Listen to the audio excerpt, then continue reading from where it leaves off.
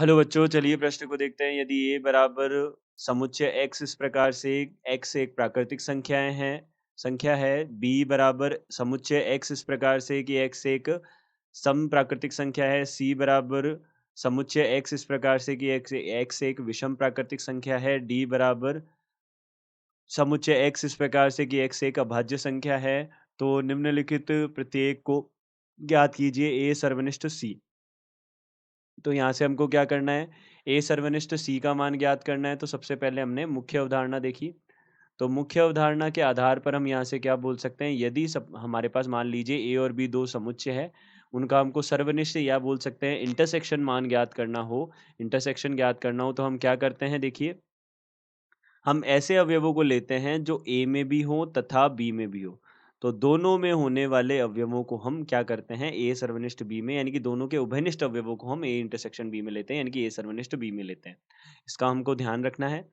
अब देखिए यहाँ से हमारे पास ए जो है वह प्राकृतिक संख्याओं का समुच्चय है, यानी कि 1 2 3 4 5 यह हमारे पास है।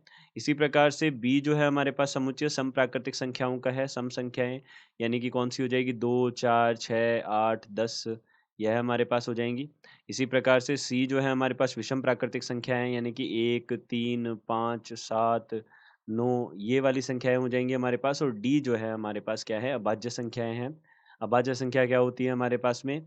यह होगी, देखिए 2 पहली अभाज्य संख्या होंगी, फिर 3 होगी, फिर 5 होगा, फिर 7 होगा, फिर 11 होगा। अभाज्य संख्याएँ कौन-सी होगी? जिनमें केवल खुद का या 1 का भाग जाता है, वो संख्याएँ हमारे पास अभाज्य संख्याएँ हो जाएगी।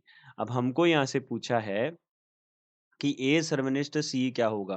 तो देखिए ए और सी में हमारे पास उभयनिष्ठ अवयव कौन-कौन से हैं? 1, 3, 5, 7, 9 ये सारे के सारे हैं, क्योंकि जितने भी हमारे पास में विषम प्राकृतिक संख्याएँ होंगी वो प्राकृतिक संख्याएँ तो हैं ही। तो हम यहाँ से बोल सकते हैं 1, 3, 5, 7, 9 ये हमारे पास सारे के सारे उभयनिष्ठ अवयव आ जाएँगे।